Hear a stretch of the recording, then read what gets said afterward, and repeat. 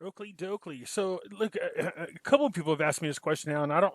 The funny thing is, I could have swore I did a video on some of the things you should be doing ahead of time, but I think what it is a lot of time when I'm doing videos, I just say something in passing, but I could have swore I did there a pre-planning video. So just in case, I thought I would go ahead and just do one. Look at if you have not already started doing some of these things, you're behind the ball here. Some of you guys have been in this game for a long time. You already know what you should start doing ahead of time. First of all, let's just talk about one thing you should be doing first and foremost is just making sure that the currencies that you have, whether it's the Iraqi dinar, whether it's the Vietnam dong, either one of them, or any other currencies for that matter, you should make sure that the ones that you have are legitimate, not counterfeit or bogus. Okay, there's different ways to do that. And we'll go over some of those real quick. Now, a lot of people keep asking me, where do I buy my currencies from? Where do I buy my Iraqi dinar from? And this is not a plug for them. This is just who I buy from. I get mine from Exchange of America. I get it from there because they're trusted and they're regulated. They have a license to distribute. So their stuff is guaranteed, all right? They're not a fraud, they're not a flyby. This is a legitimate a currency exchange, a person where you could go and buy all kinds of different types of currencies on here. If you go over here, it shows you this is a drop down menu. You can see that they sell all types of currencies everywhere. Oh, is that funny though? Look how low the dinar are, huh? Anyways, so the Iraqi dinar is this is where I go to get the Iraqi dinar, only because it's not internationally recognized, and because of that, you're forced to go to places like this to buy that. As far as the Vietnam dong is concerned, if some people will go into their bank will sell to you directly, and I trust my bank if I was you. I think a Chase Bank deals with foreign currencies, Wells Fargo in some locations deals with foreign currencies. So just go and ask your bank, can they order currencies for you? And it's much cheaper to go through them than anybody else. So try getting your Vietnam dong from the bank. But as far as Iraqi dinar, since it's not being recognized internationally, I don't think it's being sold inside banks. So you're going to have to go out to a reputable exchange center and go ahead and try to pick some dinar up. Okay, so just make sure that it's reputable and that they're guaranteed. All right, so their stuff is guaranteed, I should say. So, anyways, I get mine at the Exchange of America. Now, some people go, "Hey, do you ever buy yours off eBay?" I'm really wishy-washy about eBay, but if you're going to buy, see, I buy my coins off eBay, but what I do is I look for something specific. See, this is a beautiful coin, by the way. It just is gorgeous. But anyways, what I do is, you see this over here? This is your distributor. See this right here? Look at the feedback score. So if you come over here and you see scores like this really high, this means these people are reputable. They've been here a long time. You could click it, and it should take you over there. You can see, look at this, how many items they've been described on here. Communication. Look at if somebody's if somebody has 30,000 of anything, they've been here for a long time. Look at this, 41,000 positive. Remarks, some neutral, some negative. But what that means is these people aren't a fraud. Okay, if you get one of these ones and there's only like 1 or 2 or 20 items, I'd be a little bit leery on those ones. All right, you want to find somebody who's been around for a while, somebody that looks like this. Okay, and that's on anything for that matter. When I bought coins, when I first got into it off eBay, I got ripped off a couple times. I won't deny it. So you can get ripped off. But what I quickly learned is you could come over, and if you see this kind of stuff right here, then you know this person's been around for a long time. Don't deny it. This coin is a gorgeous damn coin, man. It is. And how many of these coins are there? I wanted to see the mintage real quick. I'm sorry to get distracted. There's only 2,000 of them made. Wow, okay. Anyway, so I'm a coin collector for those of you who haven't figured it out yet. But look, if you're going to buy off eBay, make sure you buy it off somebody reputable, okay? I recommend you guys go to some kind of exchange like this. I think you have the Currency Vault is another place that's pretty good, I guess. Exchange of America is just where I bought all mine for that matter. And so I'm just saying, make sure you get it from somebody that is reputable, somebody that is, that has some kind of certificate that allows them to sell currency, that they're a legitimate currency distributor. All right, I would just make sure you're going to the right place. So another thing you want to do is the currency that you do have, if you want to check it to make sure it's legit, we know there's all kinds of what we call counterfeit security measures taken on the currency. So these are the things you want to look for on your currencies. You could take a blue light to the back of them. Some cases you could just put them up, look up against on a light, and you could see, a lot of these features on there. Okay, so I'll leave this link in here because it'll tell you what you could look for. But you can see there's a horse head in here. And I'm not talking Godfather horse head. I'm just saying. So when you hold this against the light, you should be able to see a horse head in here. Here's all your security measures that should be. This is, in this case, what is this one? This is the $5,000 dinar. Okay, 4,000 dinar. Okay, and it has here's all the features. So I'll leave this here so you could check. Just go look at these and make sure that you have these security features. This is how you know yours is legit. Here's the $10,000 one. This one will tell you all of them. Look, it tells you what you should be looking for. Okay? So this is a really good website. You can go to it, and it's going to tell you what all your security features are. I'll leave this for you. So you want to check to make sure that your currency is legit. The last thing you want to do is be holding on to your currency, thinking it's all good, get to the bank, go to deposit it, and find out that it's no good. And you've been waiting for so long.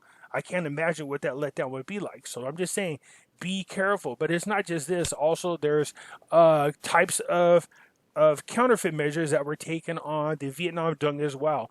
All right, so there's I'll leave the link in here as well for the Vietnam dong for you guys to go and you could check just to make sure that there's other features. I mean, even the United States has their own currency. Look, it tells you what you should look for. United States has, of course, anti-counterfeiting measures as well.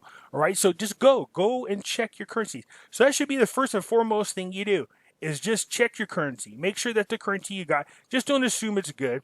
You want to check it, all right? If you buy yours from a reputable place, I wouldn't worry about it too much. They're not going to risk getting their ass in trouble just because they're trying to say some bunk currency if they've been around for a long, long time. Try to find a company like, Exchange of America. They've been around for a little while. All right, you want a reputable company. I would recommend that. So the first thing you should do is check your currencies. No matter what kind of currency you have. Look it up. Find out what the anti-counterfeit measures are that are on each of your bills. Just double check. It doesn't hurt. It's better to be safe than sorry. You want to make sure that your currencies you got are legit. The last thing you want to happen is the rate change happen. You find out your bills are no good and you didn't have time to go get some legitimate ones. That would really, really suck. All right. So that's one of the things you should be doing first and foremost is just double checking your currencies to make sure they are legit. Okay. For me also, the next thing you should do is go talk to your bank.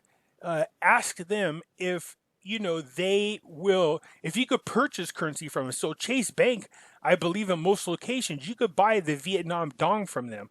Okay, now the Iraqi dinar, again, is not recognized internationally. So I don't believe you can get dinar from them. You might. I've heard that with Chase Bank in some locations, you can currently deposit your Iraqi dinar, but of course at the current rate, which means it's nothing. All right. But so just go. It doesn't hurt to go ask your bank. Say, look, do you guys buy and sell or exchange of foreign currencies here? They'll let you know. But if not, you need to find one that's close to where you are. I would trust a bank more than anything. All right.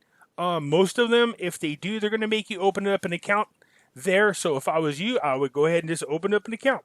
Slap $10 in there, $20 in there. Go ahead of time and have your account ready. Don't hesitate. Have all this stuff already done. So 1, check to make sure your bills are legit. 2, find a place in which you're going to be able to exchange them. Now, if you're holding millions and millions of dollars worth of some currency, you obviously can't go into a foreign exchange center and change it. You can't even do that with a bank. No bank is going to give you millions of dollars because 1, they don't hold millions of dollars. All right. You have to let them know in advance that you want to, let's say, I'm just throwing this out there as a round number. Let's say you want $1 million. Let's say you deposited $10 million worth of dinar, or $10 million worth of dinar after the exchange rate. And you tell them you want $1 million back. You're going to have to set a date and come back. They have to order that money, and they charge you a little bit of a fee for this. Don't be surprised. All right, so check with your bank. Find out what the rules are ahead of time. If you don't have a bank that does it, you might want to find one that's close to you. So Chase Bank and Wells Fargo is another one, okay? Now, I have an account with Wells Fargo. I've already spoken to my manager. we've already went over the process if it should happen. You know what I mean? Just, if they go, well, the first thing they'll tell you, Wells Fargo goes, first and foremost, they don't buy or sell Iraqi dinar. They got to make that quick statement, which is true because the dinar is not currently recognized internationally. So they will not buy or sell or exchange the dinar. That's not the point. Just say, hypothetically, if whatever currency comes in and I want to exchange it. All right, say, so what do? They'll tell you. Well, I can tell you what my bank manager told me at Wells Fargo. He said, look, if it depends on how much you have, what you're going to do, get my attention. I said, okay. Of course, we'll check to make sure that the bills are real. They have a way to make sure that they're not counterfeit. I said, okay. And he goes, then we'll check whatever the current rate is. I said, okay. And he goes, and then we'll go ahead and deposit it at that rate. Cool. There you go. It's done. He says, you'll be able to get some of it money up front, depending on how much you want to get. The rest you might have to order, only because a lot of banks don't hold a lot of money up front. You know what I mean? You don't want to be skipping out the door anyway. It's like $2 million. Some idiot in the bank see you getting that kind of money, they'll wait for you to get outside the bank. Make no doubt about it.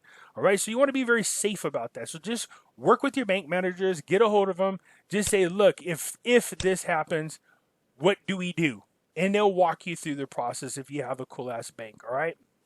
Now, as far as some of the other banks, I've spoken about this on other channels where I was talking about SeedARS accounts. For those of you who have not heard all my videos yet, I've spoken many times about this thing called a SeedARS account. All right, SeedARS, what they do is they take your money and then because there's a FDIC limit. So in other words, if you put $1 million in a bank account, only $250,000 of it is insured. And for whatever reason, if the shit hits the fan with our country and we have to do what's called a bail-in, what they do is they take all your money out of your account. The only money that you'll get back is what is insured. The rest of it is gone. So let's say the limit is $250,000. These people at SeedARS, what they'll do is they'll take your $1 million and they'll find 5 different banks and put $200,000 in each one of them, keeping you below the FDIC limit. This way, then, if the shit does hit the fan, then all your money is protected, not just part of it. All right, that's what they do. They're called SeedARS, and I do have a link for them. I do somewhere, but anyways, if not, go back to my other videos. You'll see where I left a link in there so you could go and just talk to them. They have other great things they do as well as far as investments are concerned. So I highly recommend you go and check them out. Now, as far as the rest of you people that are into me, like me, I'm into gold and silver, and still people are asking me, where do I go? This is what I look for, stores like this. See this? American Coins and Gold. We buy, sell silver, gold, rare gold, and silver coins. Fine jewelry, the whole 9 yards.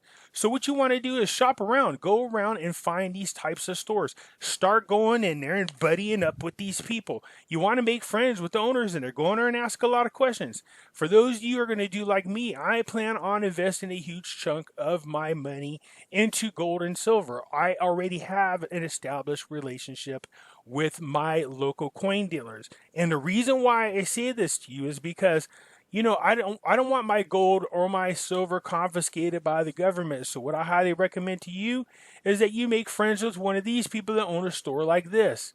And you go in there and you make some kind of arrangement, all right? And if you're buddies with them, I already told my local dealers, look, I just lied and said, I'm about to inherit possibly $1 million. He goes, well, congratulations. I said, the thing is, I want to invest in gold and silver, but I don't want to leave no paper trail. So if I came into your store and I paid you in advance cash and got an order of gold and silver, can you order it on my behalf? And they said, yes, they could do that. They'll charge you a little bit of a fee to do it. So they'll get it. They'll order it for you. It'll come. You go over there and you pick it up. There's no paper trail. You pay cash. You pick up the gold and silver. All right? I highly recommend you do that. You don't want to leave any kind of paper trail. You definitely want to make sure that, your gold and silver is physically held by you, not in a safe deposit box. Get a safe. Find a hidden place at home. Don't let anybody deal with it. This is just your way of protecting your wealth, all right? This is one of the ways, okay? So go to your local stores. Look around. There's some of you guys got lots of these. Some of us only got a few of them. But I recommend you go there and you look into it a little bit, okay? Another thing you're going to do is Either you can start planning now, at least look them up or ask people about reputable lawyers. You want to find a lawyer who's going to be able to set you up and protect your money. Make no doubt about it. When people find out you got a lot of money, I made this joke before, you're going to see them accidentally fly over the hood of your car one day when you're only doing less than 1 foot per hour, claiming that they got all kinds of damages, are going to want to sue you. Everybody in your family could take a whack at you as well. You know what I mean? Well, we won't mention her name, but we had an auntie come over another auntie's house, fall off her, kind of looked questionable, but fell off her balcony, and then she sued her homeowner's insurance. My other aunt was really pissed, and they still to this day haven't talked. But we all got that scandalous family member. You know who they are. You're laughing now thinking about them, okay? So, all right? You need a lawyer. A lawyer's going to help you set up. Yeah, so what? You got to pay a fee for a lawyer. But look, I'd rather pay a small fee to a lawyer than not pay a fee to a lawyer and lose all my money in a lawsuit, all right? So let the lawyers help you. But they're not the only people you should be looking for or talking to. You should also be finding a group of financial advisors. Why? I've said this many times in other videos. You should go back and hear them if you have not. And that is, there are so many examples of people who are filthy rich, hundreds of millions of dollars, and within 5 to 6 months they're flat broke because they don't invest their money correctly. All right, so don't be one of those statistics. What you want to do with them is they're going to simply sit down to you and say this: let's find out a way on how we can keep your principal, all your money, but get you to live off your interest or other what we call cash flow incomes. You know what I mean? Find different ways, whether you invest them into storages or apartment units. But anyways, what you're doing is you're living off the money that's generated every month without touching your original principal. You live off of that. That's how you should be doing it. What they do is they set some type of realistic, allowance that you'll get per month. All right. So just sit with them. I highly recommend you get yourself a financial advisor or advising team.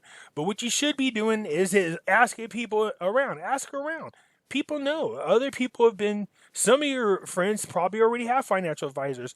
And, but just be careful of those so-called friends of friends or your relatives that swear up and down they could do this really good. I suggest you probably get away from any kind of friends or any kind of relatives unless you really, really trust them. And the purpose of that is this: you don't want to jeopardize your relationship with people because, they mean well, but that doesn't mean it always ends well. All right. Anyways, I just wanted to share with you. Don't forget to like and subscribe if you haven't already, and join the Facebook group. I'll leave the link below. All right. Talk to you later. Bye.